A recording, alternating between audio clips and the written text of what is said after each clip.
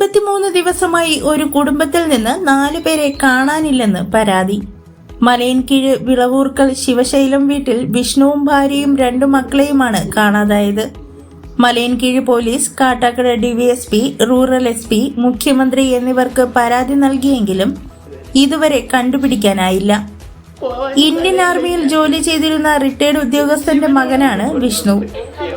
മക്കളെ കാണാതായതോടുകൂടി കടുത്ത മാനസിക സമ്മർദ്ദത്തിലാണ് അച്ഛനും അമ്മയും. ഇതുവരെയും പോലീസിന്റെ ഭാഗത്ത് നിന്ന് അനുകൂലമായ നിലപാട് ഉണ്ടാക്കാത്തതിനാൽ ഹൈക്കോടതിയെ സമീപിക്കാൻ ഒരുങ്ങുകയാണ് ഈ മാതാപിതാക്കൾ. മെലിഞ്ഞ ശരീരവും പൊക്കവുമുള്ള 29 വയസ്സുള്ള വിഷ്ണു, 28 വയസ്സുള്ള ഭാര്യ കാവ്യ, ഇവരുടെ മക്കളായ 4 വയസ്സുള്ള അൻവിക, 3 മാസം പ്രായമുള്ള അദ്വൈത് എന്നിവരെയാണ് കാണാതായത്.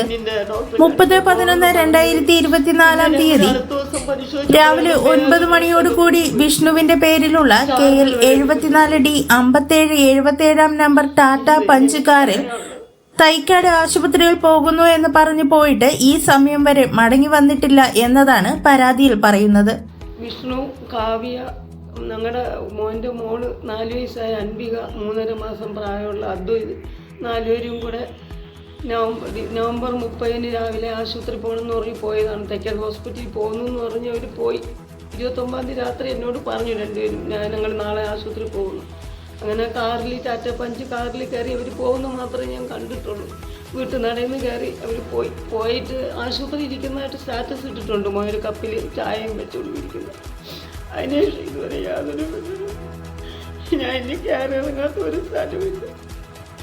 ഇത് 50 ദിവസം കൊണ്ട് എനിക്ക് പോക്കും വരവും തന്നെയാണ്. അവസാനം ഹൈക്കോടതി, മുഖ്യമന്ത്രിക്കൊക്കെ ഞാൻ പരാതി കൊടുത്തു, റൂറലിന് കൊടുത്തു, എല്ലായിടും കൊടുത്ത് മാനസികമായി തകർന്നിരിക്കുകയാണ്. എന്തുകൊണ്ടാണ് പോയതെന്ന് ഞങ്ങൾക്ക് അറിയില്ല. പിന്നെ വീടും കാറും ഒക്കെ ലോണാണ്.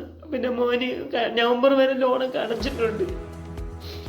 അപ്പോൾ ഡിസംബർ ജനുവരി തൊട്ട് മുടങ്ങി. ഇനി ചെയ്ത ട്രേഡിങ് ജോലി ചെയ്തുകൊണ്ടിരുന്നതില്ലേ വല്ല പണം നഷ്ടം വന്ന് വിഷമം കൊണ്ട് അമ്മയടുത്ത് പറയണ്ടെന്നും പറഞ്ഞ് പോയതാണോ എന്ന് എനിക്കറിയില്ല.